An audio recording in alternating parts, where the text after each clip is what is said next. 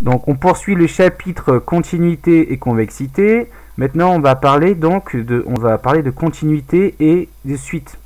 Donc première propriété, donc si vous avez une suite qui est convergente et qui tend vers une limite L qui est finie, une limite qui appartient à R, qui n'est pas plus et moins l'infini, donc, et que f est une fonction, on a que si f est continu en L, alors la suite, donc qui prend les images donc des termes un, la suite donc f de un, elle converge et sa limite c'est f de L. Donc ça c'est la propriété 2. On va donc appliquer cette propriété, donc déterminer avec l'exercice méthode, déterminer la limite d'une suite du type donc Vn égale f de un. D'accord, c'est un peu ça finalement, ça c'est une suite là ici que je pourrais appeler Vn, qui pour trouver le nème terme, je prends l'image du terme un. Donc soit un, la suite définie par tout entier naturel n, par un égale 1 sur n, et je définis la suite Vn par le fait que Vn c'est égal à exponentielle de un. Bon. Montrer que Vn est converge et déterminer sa limite. Donc, pourquoi Vn converge? On va donc regarder déjà la limite de un quand n tend vers l'infini. La limite de un, donc la limite de 1 sur n, c'est 0, ça c'est connu.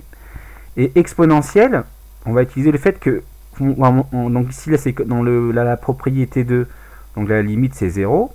Donc ici, la fonction f de la propriété, ça va être la fonction exponentielle. Exponentielle est continue en 0. D'accord, elle est continue en 0. Car la fonction exponentielle est continue sur R, donc elle est continue en 0. Du coup, si j'applique la propriété, ça veut dire que la limite de Vn, c'est f de 0. Ici, c'est f de 0, c'est-à-dire c'est exponentielle de 0, c'est-à-dire 1. Ensuite, on va passer donc à la suite. Une autre propriété sur les suites et la continuité, si vous avez maintenant une suite qui est définie par une relation de récurrence, donc vous avez que le nème terme, c'est l'image par f du terme précédent. Donc un plus 1 égale f de un. Donc si un converge vers une limite finie L, et si f est continu en cette limite L, alors on a cette relation-là que f de L est égal L. On dit qu'en fait L ici est un point fixe de la fonction f. Maintenant, on va appliquer cette propriété, exercice méthode, donc déterminer la limite d'une suite du type un plus 1 égale f de un. Donc à ne pas confondre avec, là vous voyez, là c'est une autre suite Vn qui s'exprime par rapport à une fonction un, alors que là, dans ce type-là, c'est la même suite, mais que je définis les termes de la suite par rapport donc à l'image du terme précédent. Donc on se donne une suite avec u0 égale à 0, et un plus 1, c'est racine carrée de 3 fois un plus 4. On admet que la suite elle est croissante et que tous les termes de la suite sont compris entre 0 et 5. Justifie que la suite un est convergente et déterminer sa limite qu'on note L. Alors déjà, pourquoi la suite elle est convergente? Vous avez donc, ça c'est quelque chose qu'on a vu et qu'il faut donc avoir en tête, qu'on a une suite croissante et si on veut qu'elle converge, il faut qu'elle soit majorée. Ben là c'est bon, puisque donc elle est comprise entre 0 et 5, donc elle est majorée par 5. Donc un est une suite croissante et majorée par 5.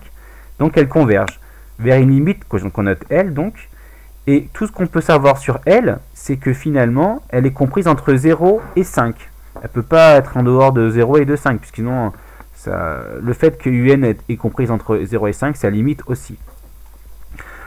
Maintenant, combien vaut cette limite L? Ben, on va appliquer la propriété. Il faudra seulement vérifier que la fonction qui est ici dans l'exercice sera continue en L. Et pourquoi? Donc déjà, quelle est la fonction ici? Donc on a un plus 1 égale f de un. Et en fait, si on regarde l'expression de un plus 1, on voit que la fonction, c'est racine carrée de 3x plus 4. D'accord? Donc f est continue sur, cette fonction d'ailleurs, elle est continue sur R+.